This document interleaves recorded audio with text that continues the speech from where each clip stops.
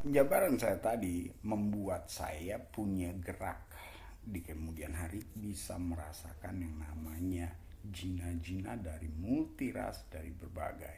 Nah, dasar inilah yang dibawa oleh Sulaiman yang sebelumnya namanya adalah King Solomon, son of the David, dan juga terpaut dengan Jobs.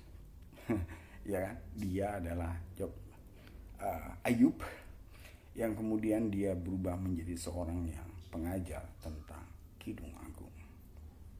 Karena di Persia nama buku Linggajoni namanya Kidung Agung. Sebenarnya bukan Kidung Agung, dia ada Maha Agung, kemudian terkait dengan tabernakel dan ruang Maha Kudus, bagaimana seorang pakai baju efod itu terpaut dia. Nah, itulah mengapa dia disebut sebagai seorang yang punya gundik dan